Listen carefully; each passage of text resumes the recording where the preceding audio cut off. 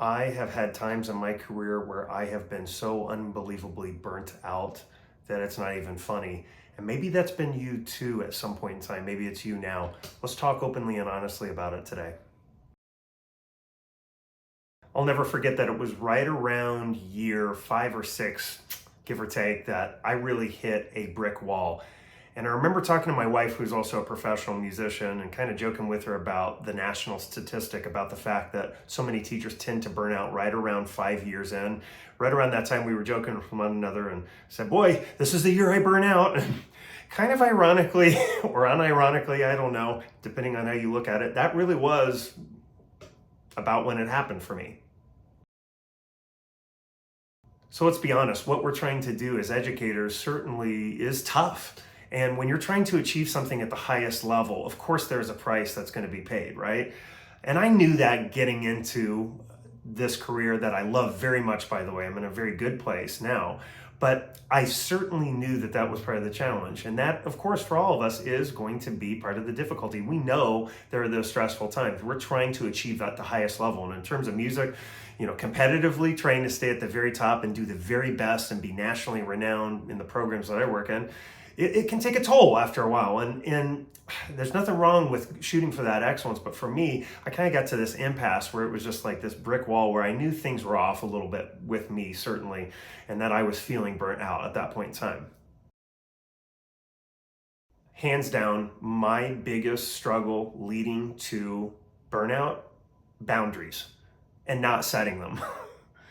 My wife puts it this way: when you set a boundary, you're teaching others how to treat you. And I think that's very true. We all have to know the guardrails, right? And so families, parents, students, everyone is looking for, where are those boundaries? How available are you going to be? And for me, I have really struggled with turning it off. And like a lot of us, I'm sure like you too, I want to go, go, go. I want to be the very best that I can be for my students, and I want to just keep pushing. I have that innate personality trait, and it's hard to shut down at the end of the day and just to walk away. I think at some point in this career, things have changed a little bit, certainly over my 17 years in public school education. I'm sure people who've been in it much longer have seen it even more stark contrast. But I remember few people carried any sort of phone with email when I started my career, like really almost nobody. And now at this point, everything being on our hip, it's sort of like we're a physician who's on call, only with the exception of we're on call like 24/7, it feels like sometimes. And I've had to really work to set boundaries to say, hey, families, students, I want you to know I adore you. I'll check your messages during the day. I'm going to set a timer to respond to those every morning. I'm going to get to all those I can. Then I'm going to follow up with a few at the end of the day. And then I'm going to return to those at the beginning of the next day and set a timer to do that. But again, if we're on call 24/7, that runs you down. And in my case, I didn't even realize how anxious I was. And it kind of became a compulsion to check my email on my phone or check the other messaging apps with students. The communication's great when it's used correctly, but when we're on 24/7, it's really tough. So what are those boundaries? I think a big reason for teachers burning out a lot of times is just feeling honestly disrespected. I think there are so many times, unfortunately, where teachers nowadays are just experiencing a lot of disrespect from, could be students, but I find more often maybe it's in an administrative sort of situation where maybe you have a micromanaging school administrator that won't let you do your thing. Now, don't get me wrong, it's good to have an administrator that pushes you, like I said earlier, that challenges you and opens your mind. I'm blessed to have some of the best administrators ever, but I've been there before, sometimes where it's tough, that relationship where you have a micromanager who is constantly asking for every detail. And that's where I've tried to just remind them, hey, remember, you hired me because you trust me, and I am not going to let you down. I promise you, I'm going to do what's best for the students. But I think the disrespect that we feel sometimes as educators, sometimes it can be from parents, it can be from students, can be really tricky. I just try to live out the philosophy of I can control what I can control, I can't control others, and I'm going to do it with love. I'm going to do it with kindness. I'm going to do it with joy. I'm going to choose that, and they're not going to take that from me. I think one of the biggest challenges that we face in teacher burnout is not feeling appreciated or valued for what we are doing professionally. I was a middle school director for many years, and I should add that I'm very lucky throughout my career to have had really supportive people in my corner, almost all of them. But as a middle school director, sometimes I felt like, hey, is what I'm doing, does it matter? Do people notice that I'm taking them from absolutely nothing, doing this at the highest level and doing it with love and taking these students so far? And I would sometimes wonder that. And I realized that, of course, they did appreciate that. Sometimes we all just get busy and it's hard to articulate that and show that sometimes, demonstratively. And now, as a high school director myself, I not only tell them how much I appreciate them, more importantly, I get to their things and I'm there for them when I can, within reason, of course. But I try to be there and I try to be present, especially in the leadership role that I'm in. It's important. I want them to feel valued and appreciated. And I found also that when I did the same with my high school colleagues when I was teaching middle school, that really helped. It opened a two-way street of appreciation. They saw that I really appreciated what they do because they want to know the same thing, that they're appreciated. They want to feel that way. And vice versa, I certainly felt more appreciated as well. Maybe it's a school leadership challenge as well. You just feel like, man, I'm being run into the ground. What I'm doing, I just don't know if they see it. Maybe it's someone who, maybe it's an administrator that never was really involved in the fine arts.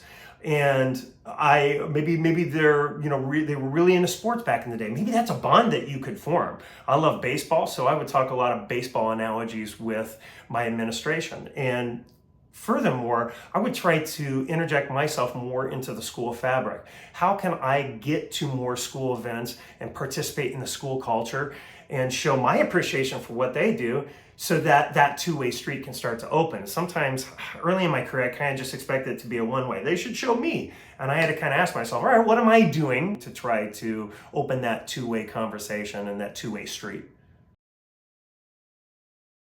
Furthermore, with the lack of support sometimes that happens, that can also contribute heavily, as I said, to teacher burnout.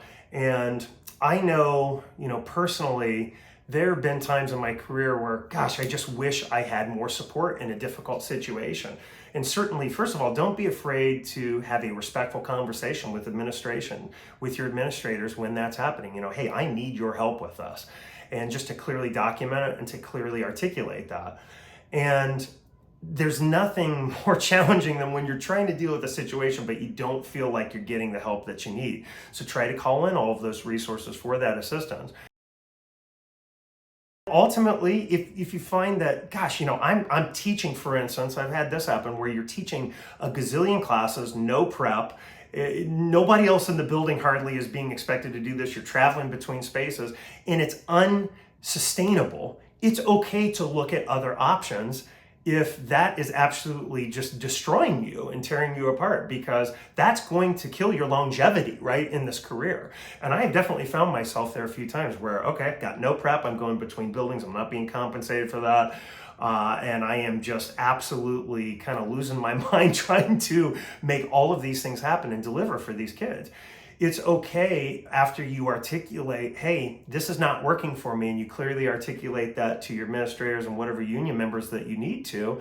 If that's not working out, then you look for another sustainable option. Again, knowing that it's scary when you change positions, and will you be compensated the same, and will all the same support structures be there? You got family entrenched in whatever community you're in. It can be really tough. But sometimes you have to embrace that change, and you have to really advocate for yourself for that change. And I know for me, it extended my career tenfold.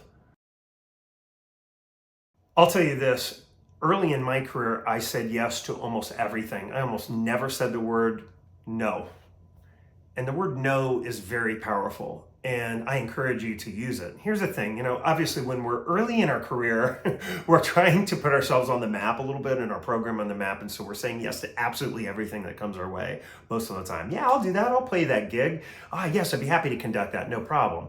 And it's cool to want to say yes, and it's good to be a team player and all of that, but at some point it takes a personal toll on us. And I know in my case that's certainly been the case. I was saying yes to absolutely everything. And the challenge with that, it's like in economics, there is an opportunity cost. Every time you say yes to something, you are saying no to a whole series of other things. And you have to consider, what is that opportunity cost? All right, I say yes to conducting this extracurricular group, which can be really great for your program in moderation, But then when you're doing that every single day after school into the evening, is there a way that that could be done more efficiently? What are you giving up in its place? And that's a real struggle for me personally, because again, I want to say yes to everything even now, but I've really gotten particular about what I say yes to. And I felt more freely to say, hey, no, thank you. Because you can't be everything to everyone. You can't be everywhere at once. You can't do it all. As I get older, I realize more and more time is the most valuable resource of all. And when we're younger, a lot of times we think that we have all the time in the world. I am amazed. I'm a father of 3 kids, and I cannot believe how quickly they are growing up. With my oldest son right now being in middle school himself and heading off to high school in just another year or two, it's hard to believe. And making the most of time and budgeting it like a very valuable resource like money is crucial for all of us, regardless of what career path we choose. Time is precious. Time is to be respected and valued and savored and to be looked after with the utmost care. Here's the thing, it all comes from good intentions. We go, I want to be there for my students. I want to help them achieve like nobody's ever achieved before. And we want to give of ourselves. Let's face it, that's why we went into this career. We sure didn't do it for the money or the summers off, where I don't know about you, I'm constantly busy during the summers doing things educationally related to. We went into it because we had good intentions. We want to make the most of that experience. But again, there's only so many hours in the day, as I've learned. And this came from a good place in my early years. I went, my kids are little. All right, now's the time. I'm going to pour myself in to this career 9,000% more than everyone else. And I am going to go, every before school rehearsal, every after school rehearsal, I'm going to go help my colleagues in the evening every single night here and there. And I didn't realize that, again, that opportunity cost we talked about. What am I giving up? And I like to think I'm a pretty good dad. I love being a dad. I love being a husband. I love being a friend to my friends. But I gave up a lot of precious time in those early days. Really precious time that, frankly, I wish that I could get back some of those moments. Because I can remember putting my kids in bed and not really spending a whole lot of quality time during the week, and really not until the weekend rolled around. And so I quickly made a change, because I saw that, hey, this is incongruent with the way that I want to live. It's not how I want to be. And a really good friend of mine has this quote that he says, and it's so true. He's so wise. He says, Joel, on our tombstone, it's not going to say, here lies Joel Powell. Boy, he swung that baton awfully great. I mean, certainly I want to be remembered for my musical excellence and my hopefully the difference that I've made with kids and being a good musician and inspiring children. But I want to be remembered as a great father, a great husband, a great friend, a great light in those kids' life too, that wasn't overly stressed out constantly. And it's that bigger picture that's really helped me. Let's be honest too, there's the part of living and trying to make money in this career. Of course, we didn't go into it for the money, but the reality is that we are trying to live and trying to provide for our families. And in the early days, especially being a music educator, but really any teacher, you're constantly trying to find ways to make a little extra cash, and that can go overboard real fast. For me, I was teaching private lessons, one-on-one sessions with violin and viola students like crazy, to the point of it was so over the top how many lessons I was teaching that again, that was right around when I started to reach that real point of burning out completely my 5 to 6 years into teaching. It was great money. It was great money. But I learned, hey, I can scale this back and still do it, but do it smarter. I don't have to, how about instead of working 6 days a week doing those private lessons, how about instead I scale that back to just a couple days to what I need to do to get by? And are there camp opportunities that I can do to try to earn a little extra money, or things during the summer to try to do that as well? And I can double down on some summer programs and that sort of thing. But just being smarter about the way that I made that extra money helped me. I had asked myself this too: what am I doing outside of school? And is it contributing during those outside school hours to my betterment as a human being, as an educator. How am I balancing that time? And I was heavily involved in a lot of other things outside of my main teaching job that made about this much money. And that's okay to a certain degree because you gain experience. You're trying to gain that experience and help others and contribute. However, at some point, I looked at it and went, okay, do I need to be conducting this other group or doing this other camp, et cetera, if I'm only making this much money? Again, time is the most valuable resource. That and your relationships, right, that you have with others is most important. And I had to make some tough decisions on, hey, this is contributing about this much to my bottom line, while the other part of it is this much. Our time on this planet is like water in a desert. It is a vital resource. And so how we spend it is everything. Are we spending some time on us personally to take time to just be human? Not always working, not always on, not always checking that email. Are we taking the time to do things that enrich our lives and our children's lives and our friends' lives if you don't have children, you know?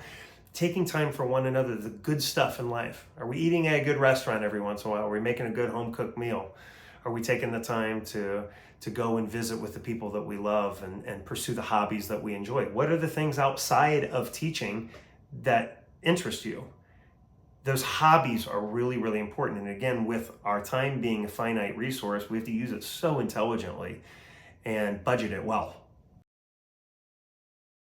In those early days of teaching, without a doubt, you're going to be spending a lot of time after school and in the mornings working through just the minutia because you've never done it before, right? And that was definitely me. I spent so long just trying to put my lesson plans together, try to envision what I wanted to do because I want to be good at what I did.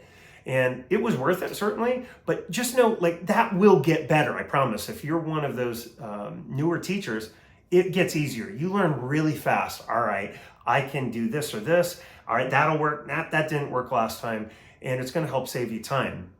But I wanna say this too. Don't be afraid to go home. It's okay to go home sometimes. You don't have to necessarily just live at the school 24/7. And I see this, you know, in terms of musicians, this is a phenomenon too. I see musicians that say, well, I practiced 7 hours a day. And my initial reaction when I hear someone say that is, wow, that's a lot of hours, but more so, wow, somebody's really wasting their time. You should be able to get that done in a whole lot less time. And I think the same is true as a teacher. When I see teachers who are constantly living at school until late hours, not to say it won't happen when you're a good teacher, it's going to happen from time to time. It's part of the gig. But when you're constantly doing that, it's really unhealthy for yourself. And it was unhealthy for me. I realized I was getting into that habit. Again, I want to be at home with my kids.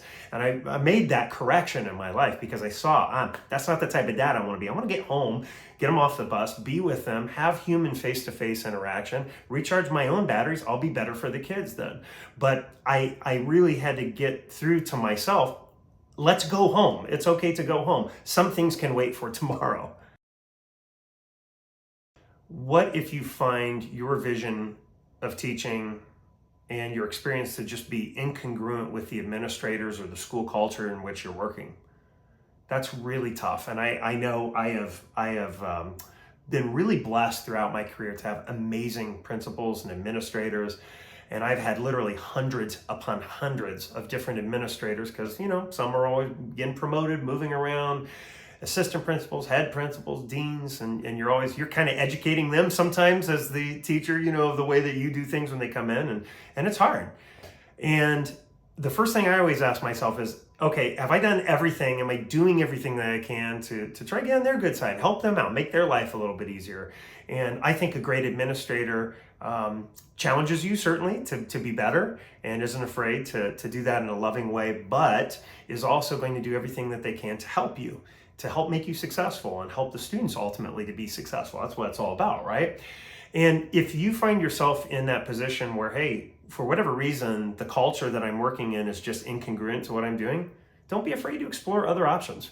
And I certainly have done that. I've been there where things have gotten, maybe not to be the best situation. You look for another opportunity, and I've been really blessed then that I've been ready for that change in my career, and it's reinvigorated me, and it's been really exciting. And I know part of the challenge with that is, hey, if you're a veteran teacher, all right, where am I going to be at the pay scale when I transfer in? Where am I going to be in terms of years of experience? Am I going to be compensated? It's a scary thing. But sometimes we just have to embrace the scary and look at those other options, because if we don't even look at it, we don't grow, and we never know. One of the things that's helped me a ton with not burning out as a teacher is getting rid of the fat, trimming the fat. And what I mean by that is, what don't I need to do in my day? A lot of times that means delegating. I can have a parent come in and volunteer, because we all got those. I guarantee you, you have someone who's willing to do this if you look. Reach out to them. Hey, they can come in and help me organize my music library. They can help me make copies. Those are things that someone else can help me with, or maybe it's a student leader, etc. It's okay to delegate. We don't have to micromanage either, right? That cuts both ways.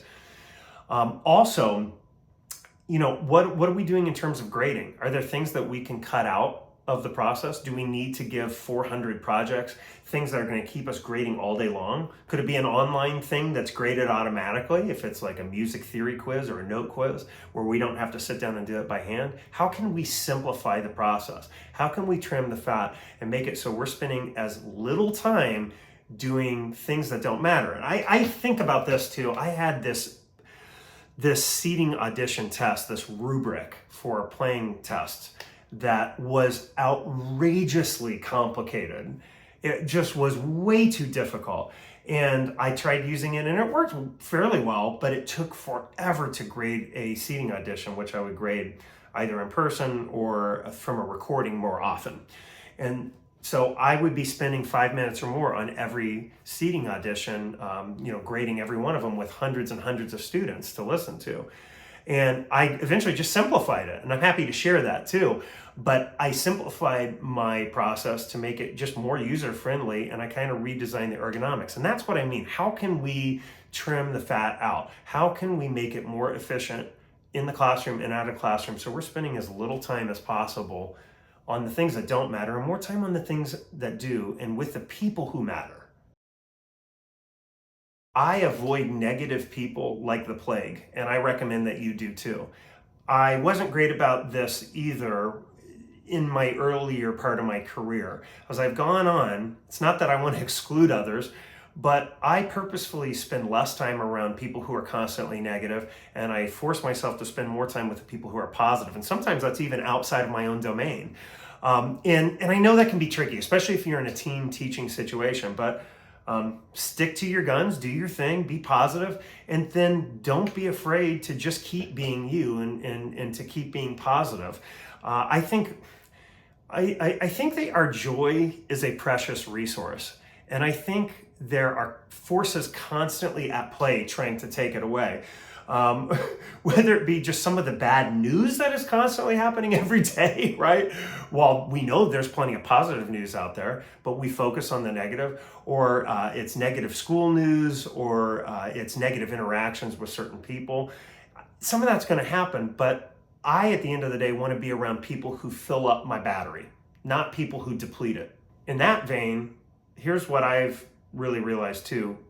Inevitably, you're going to have some difficult colleagues every once in a while. I am blessed with the world's greatest colleagues. The ones I work with currently are incredible, and for the most part, throughout my career, almost all of them, exceptionally great. But from time to time, you're going to have difficulties teaching with certain people. Be professional. Don't change your identity. It's okay to be firm about what you believe in and stand firm, but do it with a positive tone. And that was a real struggle, because I sometimes in those early years would let some of those folks who were few and far between sort of drag me down and sort of take me down a negative path of thinking. And when that happens, what I do when I find myself in that vibe too long, and it happens to all of us, right? But when I find myself in that vibe too long, I go back to the kids. My joy is being with my students. My joy is making music with them.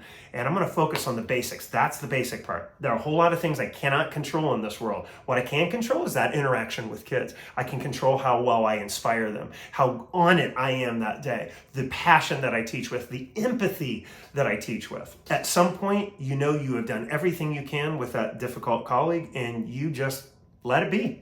Let it go.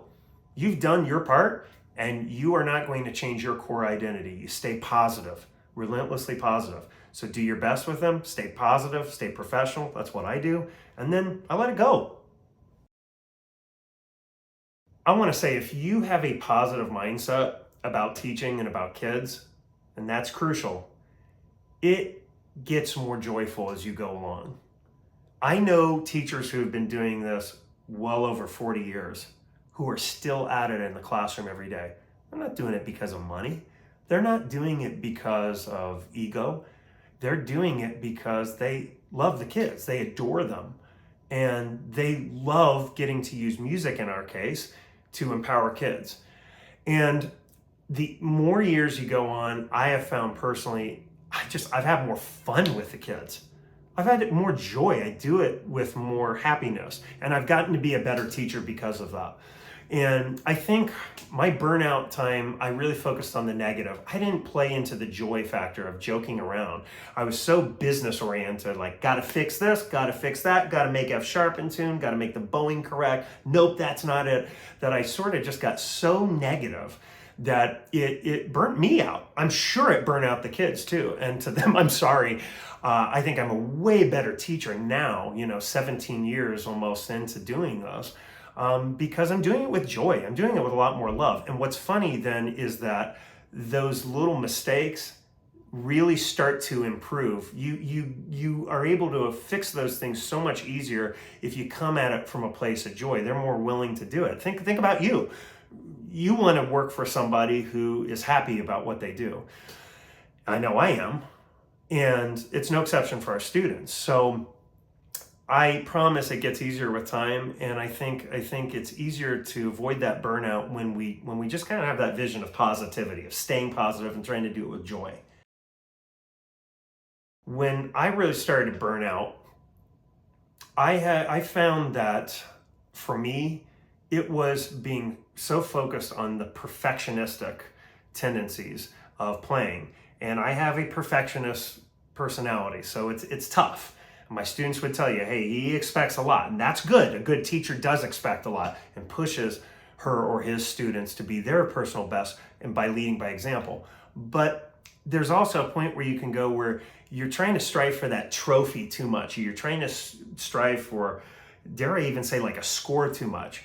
Remember, this is what I have to tell myself all the time. I have to tell myself, remember, we do this because we're using music as a vehicle. We're doing this because of relationships, and we adore the kids, we love them, and we want to help make a difference in their life. We want to do it with love. We want to empower them using music as a vehicle to do that. And if we're just striving for a trophy or a placement or this academic standing, etc., we're doing it wrong. It should be the human interaction first. And I have lost sight of that when I've really gotten burnout. And I had to really recalibrate them. When I do, it really puts me in the right mind frame. When you're stressed and you want to just rip into a class, maybe try the exact opposite. As crazy as that sounds, maybe try doing it with a little joy. They need the heat sometimes. Oh, they do. Kids do. But more often than not, they need joy, empathy, kindness, and love. And by resetting that, it's changed my outlook on my longevity in teaching, and has really just helped me to be a whole lot better teacher, I think. Teacher burnout is real. Take care of yourself above all else. Take care of yourself in this profession. It is easy to go overboard and to let all the external factors that we cannot control in this profession really negatively impact us. And similarly, it's easy to do that to ourselves too, to not set boundaries, again, to create a situation where we're really just opening ourselves up to nonstop work, and we never say, hey, you know what, I'm going to take a step back right now. I'm going to focus on my family, and I'm going to focus on my personal life, and I'm going to keep being a great teacher, but I'm going to take time for me. And protecting those boundaries is everything in what we do. And how we manage that precious resource of time is everything. So I just hope that this helps me sharing my personal story. It's certainly been a struggle for me throughout my career. If you're there, just know you're not alone. You will get through it, I promise. And just remember, you do the greatest thing of all, I'm convinced. You work with kids. They fill up my bucket every single day. They can be challenging sometimes, and in relationships with families sometimes can be challenging sometimes too, I know. But let them fill up your cup. Let it overflow. And remember why we went into this. It's to work with kids and to make a difference. And you are making a difference. So keep on keeping on. Thank you.